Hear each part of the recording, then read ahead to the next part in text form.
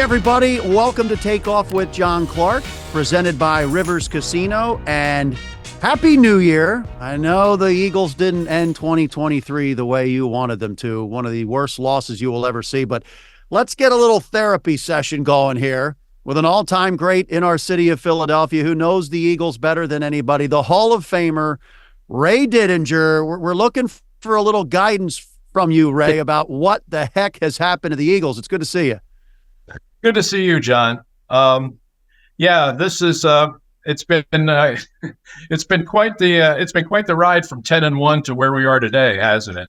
The game on Sunday. You mentioned the fact that I've been covering this team a long time, 53 years to be exact. Considering I've been trying to put it in some kind of context here, and considering what was at stake. And considering where this team was, considering what was on the line on Sunday at home and the caliber of the opponent, that may have been the worst Eagles loss I have seen in a half a century. Wow. That is saying a lot. In terms of the effort, the gap between the effort, the standard, and the performance, I don't know that there's ever been a game that I've seen that's been that disappointing. And now the question is, where do you go from here? Wow, that's saying a lot. You know, I actually looked it up that the last time the Eagles blew a 15-point lead to a team as bad as the Cardinals record-wise, it was during Rich Kotite's last year, the game in Cincinnati that they blew. Remember that one? That was like the tailspin that got Rich Kotite fired. Final game of the season. Yeah. It was Christmas Eve or Christmas Day. I can't remember which. That was it. That was the one that got Richie fired. And it was the last game of a 7-game losing streak where the team, kind of similar, the team went from 7-2 and seemingly a lock for the playoffs to 7-9 and goodbye. I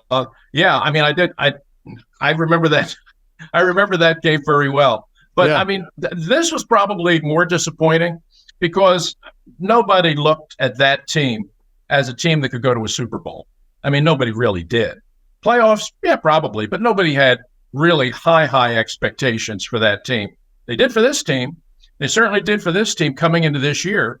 And at 10-1 and number one in the power rankings and all of that stuff just a few weeks ago, to go from there to what you saw on Sunday, it's a dizzying descent. And the question is, where do you go from here? Yeah, and I guess I would ask you, Ray, do you think some of these issues are fixable? You see the run defense over the last 7 weeks. They're giving up 150 yards a game on average. You saw the 220 plus against the Cardinals. And a lack of effort. They had their most missed tackles of the season. I think they had 13 missed tackles. Do you think that the run defense, which was number one for the first half of the season in the NFL, do you think it's fixable? Well, certainly better than that. Is it fixable to the point where you could say it's a strength? Probably not. Coming into the season, John, I think you and I even talked about it the week before the opener. What were your expectations for this season? And my feeling was, I thought they were going to have issues on defense. I really did. You were looking at probably 5 new starters, new defensive coordinator, new scheme. I thought the defense was going to have some issues. Hopefully they could sort them out over the course of the season, but I thought that the defense had some question marks. The offense, I thought, was going to be dynamic. I absolutely thought if it wasn't going to be the highest scoring offense in football, it was certainly going to be in the top 3. And so in some ways, what's happened to the offense, to me, is more puzzling than what's happened with the defense. The defense has turned out to be worse than I thought, a lot worse than I thought. But I really thought the offense was going to be so good that they would be able to carry this team. And what you've seen is that is not at all the case. And that's to me, there are multiple issues with this team right now. The defensive ones are easier to explain because you look at the personnel and you say, well, they're just not that good. But on offense, it's a lot of the same guys, basically is the same guys as last year. The only real change is DeAndre Swift, who I think is an upgrade for Miles Sanders. So why isn't this offense performing the way the offense performed a year ago? Yeah, and let me get back to the defense first though, because I agree with you. You lose half your starters, and Javon Hargrave. I mean, the push he gave up the middle, and the sacks that he had. Everybody had 10 or more sacks. All the key players on that defensive front, and the pressure is just not there this year. Now, Jalen Carter. He is having an exceptional year as a rookie, but Josh Sweat has fallen off. What do you think has happened with basically that's the engine of the defense? That's where the money is. That's where, it's going to lead the defense. What do you think has happened to the lack of pressure? Well, that's a tough one to explain. I mean, Hargrave. I don't know if people realize what a big loss Hargrave was. I mean, Hargrave was a really good player. I mean, that's why he got the money he got in San Francisco, and he's gone out to San Francisco and he's played well. And look, I kind of understood it. I mean, I knew when he went out on the market, he was going to command a lot of money, and where this team was with some of the things they had to do this offseason, they were probably not going to be able to afford him. So I can't sit here and say, oh, they absolutely should have paid whatever it kept to keep him. They probably in a perfect world, maybe you could, but in the real world, you couldn't. So I knew he was going to be a loss. But I didn't think that a team that went from 70 sacks and set a club record last year, they could go to a point where they are right now, which is they're getting no pass rush. I mean, they're getting no pass rush. And with all the problems they have at linebacker and in the secondary, you combine that with no pass rush, and you've got the situation that you have right now where you have a very not particularly good Arizona offense able to just walk the ball down the field on you 4 consecutive possessions and beat you at home in a game that was really important to you. That's what happens. I mean, you thought that the defensive line, with all the resources they've put into it, with all the money they've spent on it, and I agree with you, Jalen Carter, to me, coming out of Georgia, I thought was one of the best defensive line prospects I've seen in many years. I thought that this defensive line would be good enough that it could make up for the deficiencies that you had in the back seven, and that has not proven to be the case. So what do you think is the biggest weakness now? I mean, I'm seeing that, TJ Edwards, that may have been an incredible loss because, Zach Cunningham being out is an incredible loss because right now, Nick Morrow and Shaq Leonard in that game, the linebackers looked like a disaster. Yeah. I mean, you do not have a linebacker on the roster who can play. You don't. I mean, it's by far the worst linebacker group in the NFL, and that's being exposed all the time. And what you saw again on Sunday against the Arizona Cardinals. I mean, you had the guys up front, and this is on them. Nobody was getting off blocks, and then when you had guys in position in the gaps in the secondary at the second level who were in position to make a tackle, we're not making the tackle. So you have a combination of guys up front not getting off blocks and the guys at the second level and beyond missing tackles. That's how you wind up with a game like that. And it was, I know they have issues personnel-wise on defense. That's obvious to everybody. But the fact that they could be that bad for the second half of, again, a game that was very important to them, it's just hard to believe. And now the question is, is it just about, are they worn out? Are they physically worn out? Or are they just not giving you the effort? It's hard to believe that. It's hard to believe with everything that's at stake right now that they're just not giving you the effort. But to be honest, there were times in the game against the Cardinals where you had to question that. Hey, celebrity cook Steve Martirano is bringing his Italian-American cooking back home to Philly, where it started. Enjoy Martirano's Prime at Rivers Casino and Steve's famous meatballs with Sunday gravy, prime steaks, and more. So make reservations for Martirano's Prime on Open Table. I've been to the one in Fort Lauderdale. I'm glad it's back in Philly.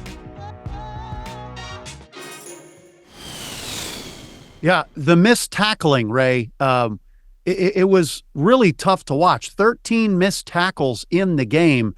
And you're right, when they got past the line, through the linebackers, it was tough watching the safeties sometimes trying to tackle. Do you think Do you think there's a disconnect at all with the players and the coaching, defensively, but also offensively? That's probably part of it.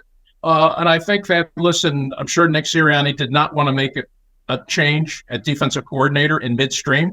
I mean, no coach wants to have that happen in the middle of the season. But the fact that he felt that it was necessary to do that probably kind of tells you just how dire the situation is. And they're certainly no better with Matt Patricia. And I think the fact that he's tried to bring some new ideas into the defense hasn't helped. I mean, I think what you're seeing now is you got the same guys. They're not getting any better. And now they're confused. So, I mean, defensively right now, if you're – but the New York Giants are no world beater by any means. But if they're looking at this tape this week to prepare for this game, I mean, Saquon Barkley's got to be saying, "Hey, man, give me the ball." You know, I mean, I could get my new contract on this one game alone. I mean, if they come out and they play the way they played Sunday against the Giants, and Giants are still playing hard. Giants played very hard. The Giants played a good game against the Rams, almost beat them. The Giants are not going to roll over this week. And Saquon Barkley at this point could be playing his last game as a Giant. So you know he's going to be giving it his all. If the Eagles play this week the way they played on Sunday, Saquon Barkley could go for 200 yards himself. I mean, that's really kind of where this team is. And, you know, we really haven't dealt with the offense. But just quickly, I think what you have now, whenever a team goes into a spiral like this, John, it's never just one guy. It's never just one thing. It's a whole bunch of things that all kind of come together in sort of an imperfect storm, if you were. And what you have now is, you know, you have an Eagles offense that, while they still make some plays and they still get some yards and they still score some points, they're making a lot of mistakes. I mean, this is a team that was one of the best giveaway takeaway teams last year, and now they're minus. Now they're near the bottom. So you combine an offense that was pretty sound and pretty smart a year ago to becoming one that's kind of dumb and mistake-prone now, and you combine that with the pressure that's now putting on a clearly weakened defense, and that's why you run into a stretch like you are right now where you've lost 4 or 5 and you're going into the playoffs on your hands and knees. Yeah, and I still had some defensive questions because it was so bad, but you brought up the offense once again, and you know, Marcus Hayes of the Daily News and the Inquirer, he had a very interesting article about A.J. Brown, and that the reason why A.J. Brown is not talking to the media, it's not because of the media. A couple of teammates, I guess, anonymously told Marcus Hayes that A.J. is not happy with the coaching staff. Now, we did see during the game, they had 1st and 10 at the 20, and then you have the holding penalty on Jordan Mailata. Right. You run Jalen Hurts twice, and then you have the screen to Kenny Gainwell that Devontae Smith gets Hurts on. And you saw A.J. Brown, you visibly saw his frustration after that, and I believe he only had 1 target in the second half. Do you think there is an issue? Because we saw A.J. beginning of the year, I think it was the Vikings game, where he was like basically telling them how important he can be to the offense. Then he went on that stretch. He went on that stretch of 125 yards or more in each game. Do you think there is an issue with A.J. and the way the game is being called by Brian Johnson and Nick Sirianni? Yeah, no question. no question. There's no question, because A.J., in the limited time that he spoke after the game, was very clear about this. Look, I'm not talking, and it's not because of you guys, meaning the press. We've seen athletes in this town that don't talk after games, and it's clearly because it's a press thing. AJ made it very clear, no, this is not a press thing. So what else is it? What else could it be? It's obviously he's very unhappy with the way the offense is being run right now. And I mean, you point to, I mean, there's a myriad of things going on here, but you put your finger right on the series that raises all of these questions, which was the one at the end of the game, where after the onside kick, the Eagles now have some position. They're in pretty good shape. And they get down, they get a holding penalty, but 1st and 20. Hurts runs it, small gain. Hurts runs it, loses yards. 3rd and 19, smoke screen to Kenny Gainwell with Devontae Smith as your lead blocker. That's the best you got. You think about everything that was kind of there to be won at that moment in that series and how important it was. I mean, as bad as they had been to that point, they had a chance now to win this game. Okay. That's what you're going to roll out there. You have those 3 plays. That's what you got. You got 3 plays there.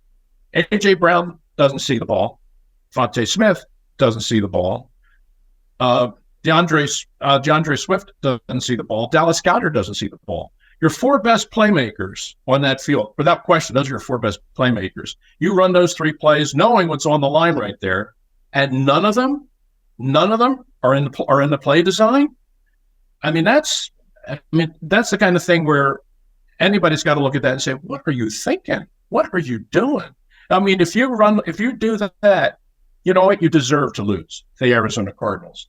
So that's a lot of it. How much of it is AJ just thinking about AJ? I don't know. But it could certainly be as simple as him just saying, hey, look at this whole offense. Look at where we are right now. And look at what we're doing. And look at the games we're throwing away. What the heck is going on right here? I don't know how much of it is just him thinking about him or him thinking about the bigger picture. But there's certainly questions to be asked on both. Yeah, and so, you know, when we went into these final few games, we had said, wow, the Eagles had the toughest schedule in the NFL. When you go to the Super Bowl, a lot of things happen. You lose players, and then you have a much tougher schedule. So they had the toughest schedule in the NFL, but then you say, okay, they're facing the Giants, the Cardinals, and the Giants to finish the season. They can get everything right, wrap the division up, and now that is all gone. The Cowboys now control their destiny if they win in Washington, which isn't a guarantee because the Cowboys have lost 3 of 4 on the road. But, you know, Washington, they're very bad. But the Giants, to me, I now say, wow, Tyrod Taylor just played really well against the Rams. The Rams were coming in one of the hottest teams, and the Giants almost beat them if they had made a field goal. So, right. So to me, is this now a question mark? Eagles at the Giants? I mean, the Eagles always beat the Giants. Yeah, they do. But the way this Eagles team is playing right now, who knows? You really have to ask that question. Yeah, I mean, the Eagles haven't lost in the Meadowlands in forever. But right now, you have to look at this team, what it is in the here and the now. And I don't know if they can beat anybody. And, you know, you just sort of mentioned something that I think a lot of people maybe underestimated at the beginning of this year. It was what this team was facing, the challenge that this team was facing coming into this year as a team that went to the Super Bowl and lost. If you look at the history of teams that go to the Super Bowl and lose, look at what happens the next year. Look at how hard it is for a team to come back from that disappointment and climb that mountain again the next year and actually go back. You know, people don't think, oh, no, we were there last year. We'll get back. It's not that hard. Oh, really? Look at the record of teams that lose that Super Bowl. And especially, and I actually looked this up. In the NFC, if you look back in the history of the NFC, where the Eagles are, they're home. The last team from the NFC that lost the Super Bowl and came back the next year and won the Super Bowl, which is what everybody's goal was here in Philadelphia. Well, we're going to go back, we're going to win. Okay, look back. When's the last NFC team that actually did that? It was before I was born. It was the Minnesota Vikings, 73-74. Yeah. That's how long it's been since a team came back and actually an NFC team was able to do that. So that's how hard it was. However, having said that, I looked at this roster going into the season, and I knew there were issues on defense. I expected there to be issues on defense. And I knew you had 2 new coordinators and the schedule was tougher and all of that stuff. But I looked at the roster and I still felt as if this is the best roster in the NFL. Even given what I thought were some of the issues they had on defense, I still thought top to bottom, this was the best team in the NFL. And I know the challenge is going to be great, but, I think this team is good enough to do it. And I've been proven wrong. The issues on defense were far greater than I imagined. The play in the secondary has been much worse. The fall off of Bradbury has been huge. That happens with 30-year-old cornerbacks. They missed Gardner Johnson more than I imagined. I mean, he was a real big playmaker for them last year. And part of the reason why they've gone from a plus giveaway, takeaway team to a minus is they're not getting those interceptions from the safety position. So there are a lot of things that I thought they could overcome that they haven't been able to overcome.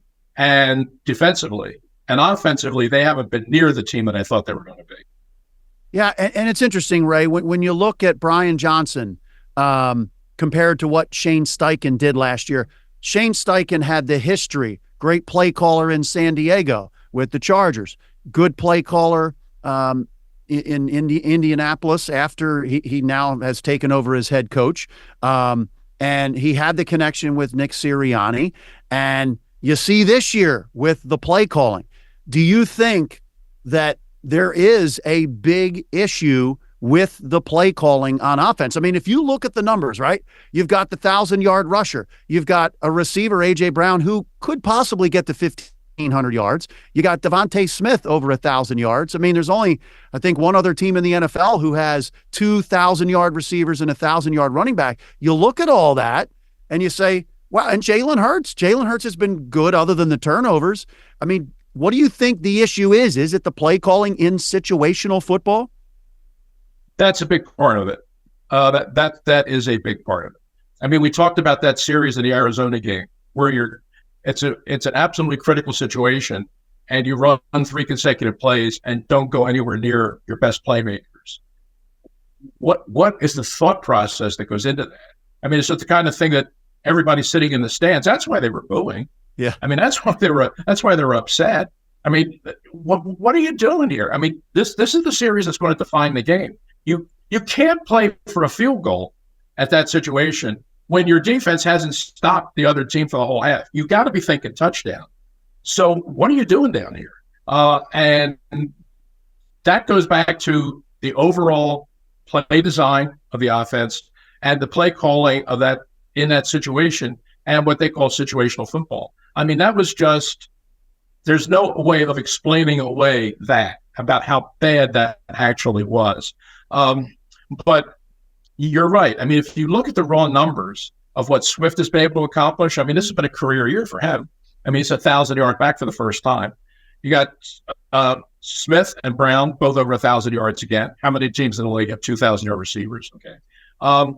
The offensive line has been good. I mean, it hasn't been great, but it's been good. But a lot of it is just this offense last year was very efficient. I mean, they just didn't make mistakes. This offense, they didn't beat themselves. You know, they made the plays that had to be made. This year, not true. They've got costly penalties at critical times, and they have turned the ball over way too much. And one of the things that surprised me and disappointed me, frankly, is Jalen Hurts. I mean, for a guy who made so much progress and so much improvement last year as a pocket quarterback. I mean, we all knew he could run, but last year I thought his development, making plays from within the pocket, the leap that he took in there was tremendous. It was one of the biggest reasons why the team took the leap that it did last year. And that has not been there this year. I mean, he's not nearly as good from the pocket. Some of it is on him, but I think some of it is on the plays that are being called. And there's no doubt. I mean, there's no doubt that they have missed Shane Steichen. I mean, there's no question that he and Nick Sirianni had a really good formula for how they wanted to run this offense last year. And Steichen had a really good sense, which is what play calling is really all about, of what to go to in a given situation. He always seemed to make the right decision, and he always seemed to be a step or 2 steps ahead of the defense. And that hasn't been the case this year. You just said it. So the Eagles miss Shane Steichen, and so do they also miss Jonathan Gannon? I know a lot of Eagles fans, for some reason, they don't like Jonathan Gannon. Do they also miss him? Are the coordinators maybe the biggest losses out of everything? It certainly has changed the dynamic of the team, the 2 coordinators. And, you know, I can't remember a time when a team lost both coordinators in the same offseason. Yeah, I mean, it's not uncommon for teams that go to the Super Bowl to lose one or the other. To lose both, very, very unusual. The Steichen loss absolutely has impacted this team. I mean, they look they look confused on offense now. They look indecisive on offense now. They look like, just stuff like getting the right players on and off the field. Look at all the timeouts they've wasted this year unnecessarily. That never happened last year. That's communication and that's coaching.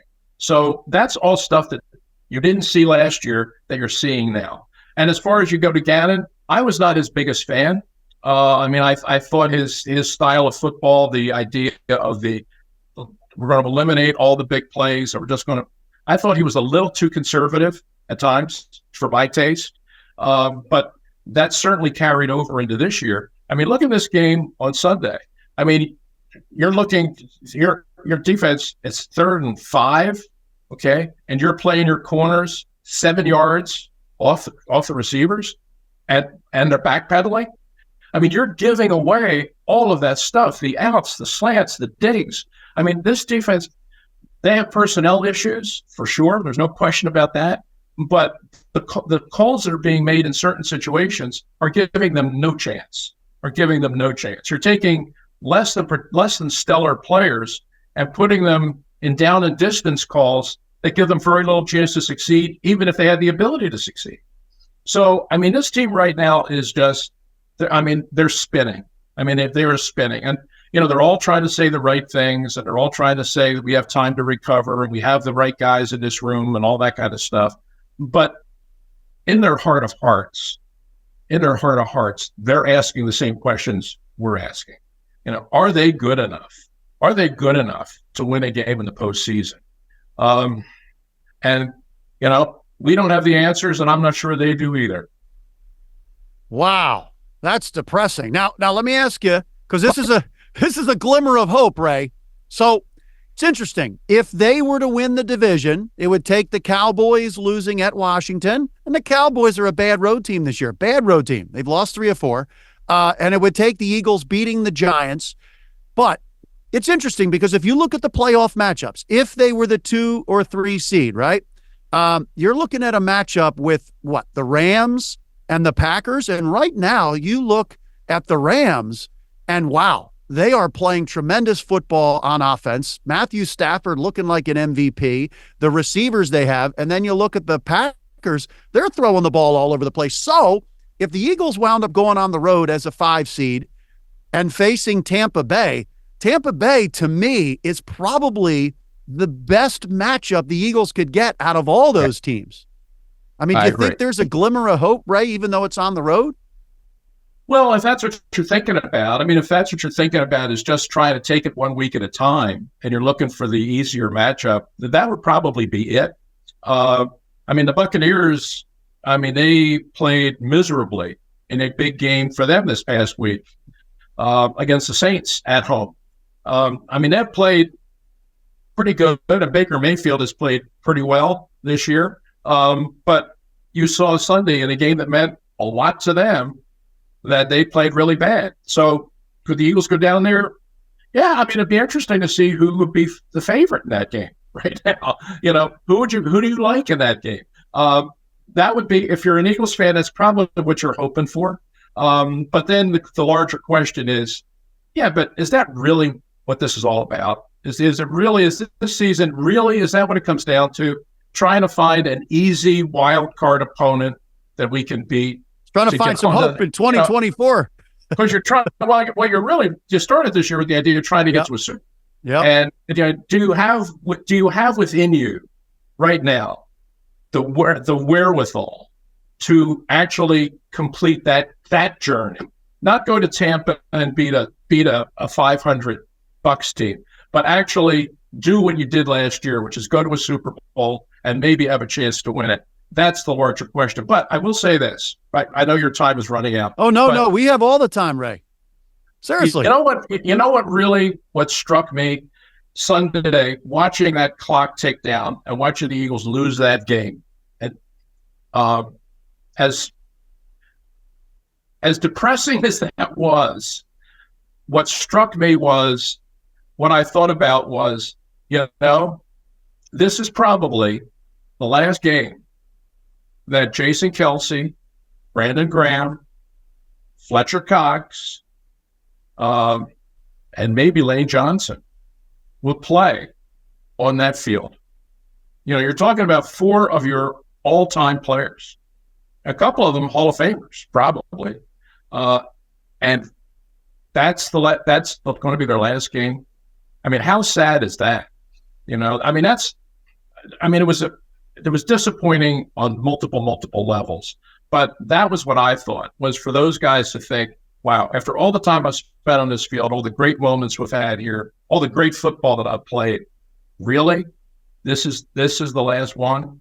That bothered me, because I have so much respect for those guys that I would have liked to have seen them have a much, much better exit. If that was the exit, that was about as depressing as it gets. Man, I tried to have the glimmer of hope about a possible win in the playoffs. No, I agree. I agree. Picked the wrong week, John. You keep it real. And I'll tell you, I've seen Jason Kelce after these games in the locker room. Last week after they beat the Giants, he talked about how sloppy it was, and he spoke with Jalen Hurts at Jalen's locker, and Jason Kelce didn't take off his uniform for a while. And he had a long conversation with Jalen Hurts. And then after this game, you could see Jason walking back to the locker room, and in the locker room, he was just, shaking his head. And I think he realizes, like, this is slipping away. And it's interesting because if you think about this team, and you mentioned tired, Nick Sirianni even mentioned after, I believe, that stretch of, losing to the 49ers, losing to the Cowboys, losing to the Seahawks, in the middle of that, and really the Bills game where the defense played all those snaps in overtime. Nick mentioned that, yes, that is an element, but everybody's tired this time of year. So I'm wondering about this final game. And Nick Sirianni said everything is on the table as far as this final game against the Giants. Obviously, you would think he's going to play all the starters to start the game, because if the Cowboys were to lose in Washington, then, hey, the Eagles can win the division, which is an amazing thing. But let's say Dallas gets up 21-0. Do you think there's a chance that Nick Sirianni could start to rest some guys if that game is out of reach in Washington? Based on what he said, yeah, I think so. It's unfortunate for the Eagles that their game and the Cowboys game was going off at the same time. It would have helped them if they would have been staggered in such a way that they might have known the outcome before. But yeah, I think he's thinking that. Like, I would be very surprised if Devontae Smith plays this week. I mean, I just don't. You are going to be playing somebody the following week, and you need to have him healthy. So my guess is that you probably won't see him under any circumstances this week. I think it probably wouldn't be smart to put him out there. The other guys, I don't know. I don't think anybody's going to get a rest week. I think you're going to try and play them all. And maybe if you find out that the Cowboys are running away from Washington, which is entirely possible, yeah, then maybe the second half it becomes something else. But John, I was making people mad that I knew at midseason this year. When the Eagles were 10-1 and everything was great, and especially after the Buffalo game, where they came back and they won the game in overtime, and it was an exciting finish and all that. And all the post game stuff was, oh, this team is so resilient, and this team has so much fight, and this team they refuse to lose, all of this stuff. And I sent Michael Barkan, our buddy, I sent him an email, and I said, Mike, I'm sorry, but this is just not sustainable. I mean, this is just not sustainable. Unless they can play, they had been scraping by game after game after game and week after week after week. And yes, finding ways to win, which, okay, that's good. But every week you kept thinking, well, this is the week they'll kind of get it all together. I mean, how many times you mentioned Jason Kelce? I mean, how many times after games did you hear Jason Kelce say, we got a lot of stuff to clean up? I mean, and he was right. He was right. But at some point you figure week 8, week 9, week 10, you'll start to see that happen. And they'll start to hit their stride and head towards the postseason like a team that's capable of doing something. And it just never happened. I mean, week after week, they continued to make dumb mistakes. And week after week, the defense just got worse. And that's why even at 10-1 after the Buffalo game, I said, I've heard so much about this resilience and finding ways to win. They can't keep going on this way. They're taking San Francisco. They got Dallas. They got Seattle, who they never beat coming up. If they don't get it together quick, they're not going to win any of those games. I mean, I just kind of felt that coming. So as disappointed as I am right now, as we're having this conversation, I can't say I'm surprised because, this has been a very sort of bumpy, crazy, sputtery kind of season that somehow it's gotten them to the playoffs, but not with the expectation that they could get to the playoffs and actually win anything. I hope that turns out to be different. I hope that they find that switch and are able to flip it, but it rarely happens in the NFL. You kind of win on the merits of your players and your coaches. And right now, the Eagles players and coaches don't look like a Super Bowl team to me.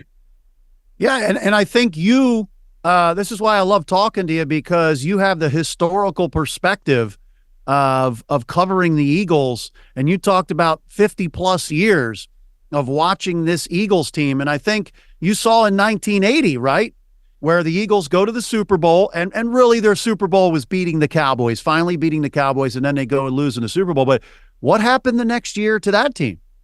Very true. Very true. And I sent Michael Barkan an email to that effect last week. I said, Mike, this reminds me so much of the 1981 season. I mean, it was exactly like the 1981 season. A whole offseason, the whole conversation is about, well, we got to the Super Bowl and lost, but we're going to get back there next year and we're going to win it. That was what everybody said. And then they start the season just like this one, red hot. They fly out of the gate. They get to 6-0, and we're on our way. They get to the midway point of the season. They're 9-2, best record in the NFL. Absolutely everything appears to be headed in the right direction. Then they hit this. Then they just sort of hit this wall where they lost 4 games in a row, and then everything just started doing this. And at the end of the year, they were in the playoffs on the basis of having a great first half of the season. But the whole second half of the season, and they were losing games in crazy ways. John Sharp fumbled a snap for a field goal that cost them a game. They lost a crazy game down in Miami. They lose to the Cowboys in Dallas. I mean, all of this stuff, a lot of the same kinds of stuff that we've seen happen with this team now over this last month was happening to that team in 81.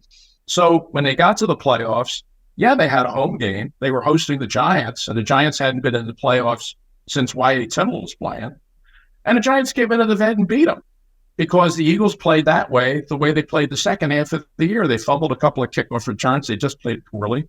They made a game of it, but they lost. And I just kind of saw the similarities between that post-Super Bowl team and this post-Super Bowl team were so spooky and so eerie that I kept thinking, I'm reliving a bad dream here. And look, I hope this team can rewrite all that and come out in the playoffs and be all of we thought they were going to be back in September. I hope that happens. But right now, I'm just having flashbacks to 1981, and those ain't good flashbacks. No. And once again, I set up another question to further depress us, right? Jeez. You see the comparisons, though, of Dick Vermeil and Nick Sirianni being so young when they got this job and, quickly turning around the team and really changing the fortunes of the franchise and doing a good job. But you see the wear and tear it puts on these guys. Nick Sirianni admitted he slept in his office a couple times this year. Do you see any correlation there? Maybe even the weight, the expectations that are on Nick Sirianni. I mean, you even hear talk radio now, Sirianni coaching for his job. So how about the weight and the expectations and maybe even burnout of trying to get this team back to that level it was at in the Super Bowl year for these coaches? Very real. Very real. The stress that's on coaches in pro football has always been crushing. And sometimes it's the pressure from outside. Sometimes it's the pressure from your ownership. Sometimes it's the pressure from the fans, which can certainly be true here. And then sometimes it's the pressure you put on yourself. And nobody, in my experience, put more pressure on themselves than Dick Vermeil did. I mean, Dick Vermeil, 81, that season ends that way. Dick only lasted one more year. I mean, he came back in '82, and at the end of that season, just said, "I can't do this anymore." I mean, he was essentially having a nervous breakdown, and he had to walk away, and walked away for 14 years before he came back. So, I mean, that's what coaches live with, if they are that driven. Dick was, and I think Nick Sirianni, I don't know to the same degree, but I think he has a similar kind of personality. Nick's had far more success early than Dick did. I mean, Nick's in year 3, and he's been in the playoffs all 3 years. Yeah. Dick didn't get to the playoffs till his 4th year. So, I mean, he had a rougher climb to get there. But in terms of the time that's spent and the toll that it takes on you, physically and emotionally, is very real. And that was part of what happened. I mean, the team kind of burnt out, and after the Super Bowl in '80, and Dick burnt out right along with it. Wow. And in your estimation, how do you think this ends up? Like, how do you think, what's the end game here for this Eagles team this season? What do you see happening based on what you have seen to get to 10-1 and then losing 4 or 5 the way they have? But if it works out, I can't see Dallas losing this weekend. I mean, even though they can't beat anybody on the road, I mean, I think if the bus finds its way to the stadium, I think they'll beat Washington. So I don't think the Eagles. I don't think this is going to fall into their lap this time. I think they're going to be where they are, which is they'll be a wild card team, and they will probably first round game. They'll probably get the Tampa, who will probably win the South, because I would assume I certainly assume that Tampa can beat Carolina. So it's going to be the Eagles going to Tampa, and I don't know. I don't know. To me, that is a flip of a coin game. Are the Eagles a better team than the Bucs? Yeah, I think so. But you look at who on this Eagles defense can stop Mike Evans. I mean, if I'm the Buccaneers, to me, it's a very simple formula. I'm just chucking it up to Mike Evans. I might target him 35 times. Who on this defense can stop him? I don't know. I mean, to me, that's a game where you've got 2 teams that are eminently capable of either one of them losing it. Not so much winning it, but they're eminently capable of losing it. And I think it's probably going to come down to whichever team makes the biggest mistake. The costly penalty, the tip ball, the fumble, something's going to come down to that. Because neither of the teams right now are capable of kind of winning a game on their own merits, but they're equally capable of losing it. And I think that's what it's going to come down to. The fact that both of those teams are going to be in the postseason tells you just how watered down the NFL postseason really is. Well, the NFL wants everybody to be equal. They want to try to get this league where every game you don't know who's going to win, and it's a lot different than when Vermeil was coaching, because you had some really great teams that didn't really have any flaws, some power teams, and then now, I mean, almost every team has a flaw. But the Eagles are exposing more than the other teams right now. And, John, I think that's one of the things that's probably very frustrating for Eagles fans. I mean, whether they think it through or articulate it, I think what they're all feeling is kind of what you just said, is you look around the NFL right now, there is not a super team out there. There's no Steel Curtain. There's no Montana 49ers. There's no Jimmy Johnson Cowboys. There's no Colossus team that's just sort of ruling the landscape. It is a wide open door this year. I mean, the Ravens are probably the best team, and 49ers are probably number 2. But are they truly all-time teams? Not really. I mean, this was a year, it would have been the year to be really good. And I thought the Eagles had a chance to be that team. And what we're finding out is that they're not. Yeah. Well, listen, let's have a little more positivity before we end this. How about you and Tommy and me? Unbelievable play. I saw it in person. It's magnificent, Ray, and you've done it many, many times at different theaters. What's going on with Tommy and me now? Well, you're right, John. I appreciate you came out. You saw it at Fringe Arts Theater on Columbus Boulevard. That was in 2018, 2019. You got a great memory. Wow. Well, I remember the years we did the theaters, and Yeah. we've been doing the play since 2016, and we just did it twice this year. We did it at Bucks County Playhouse and again at the Uptown Theater in Westchester. We've had a great run, and there is a documentary film that is currently being produced by Sam Katz and History Making Productions. He's already shot a lot of the interviews. He's been to the Hall of Fame in Canton and shot all the B-roll. So that kind of documentary is now in production and will probably be done sometime in 2024. And just in the last month, I've had discussions with a couple of folks in Hollywood who a producer and a writer who heard about the story, saw the play, and think they want to make a movie out of it. Wow. So, well, I mean, you know, and I know how things work in Hollywood. A lot of ideas are put on the table, and maybe one out of 800 actually gets made. But just the fact that somebody out there likes the story enough that they think that it could be turned into a film is pretty exciting. So it's just now in the talking stages. Nothing has been signed. Nothing has been promised. But it's a very exciting prospect, and we'll just leave it at that. Ray, I'm going to clap. Happy 2024. This is going to be a great year.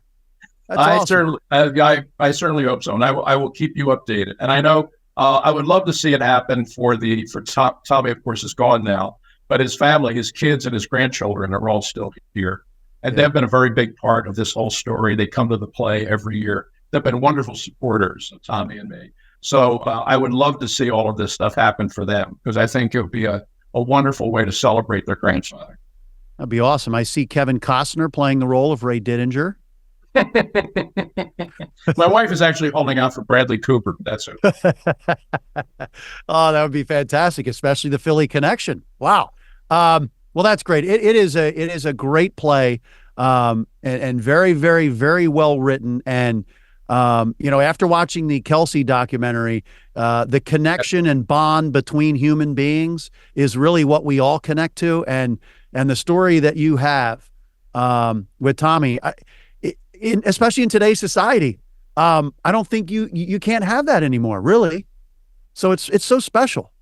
Yeah, it really is. And the relationship, the friendship that he and I formed from when I was a 10-year-old kid and asked for his autograph the first time, and that journey that went from there to me presenting him at the Hall of Fame 40 years later, is pretty amazing. And right behind me, right there, is my Tommy McDonald autograph football that he signed for me in Canton the year that he was inducted in 1998 when I gave his presentation speech. So that is there now and will stay there forever. And that's awesome. And our friendship is one of my most wonderful memories. And the fact that other people sort of recognize that and want to continue to tell that story to me is just a lovely feeling.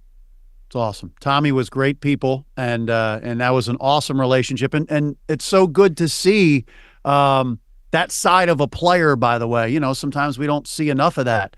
And the way it was back then, where you could kind of get a little closer to the athlete at training camp and things like that. Most camps aren't even out at a college anymore. They're at the facilities, it's all close quarters. So right. Very cool. Well, we're all going to be waiting, Ray. You let us know. Tommy and me is a fantastic thing. So 2024 is going to be a magnificent year. I'm certainly hoping so, John. Awesome. And we'll leave it at that. Okay. We hope the Eagles can provide some joy for Eagles fans in early 2024 as well. Let's hope. There's a little bit of hope. A little bit of hope. That's good. Great catching up with you, John. Always a pleasure, man. Always a pleasure being with you. And let's hope. They're still alive, and maybe they'll catch fire. Maybe they'll get that little bit of magic and start on a roll. Phillies did it a couple of years ago. Came out of nowhere, started winning games nobody thought they could win. Next year, they're in the World Series. Maybe it'll happen again. I hope so. I'm at a point now, John, where I'm not in the media anymore. I'm a fan. Yeah. So I'll admit I'm rooting for it. I can honestly come out now and say I'm rooting for them, and I hope they do it. That's awesome. Now you're still sitting there with the notepad, right? Watching the games? There you go. Awesome. Hall of Famer Ray Didinger, you're the man. Thanks for joining us. Thank you, John. Always a pleasure. Oh, mom, so flagrant.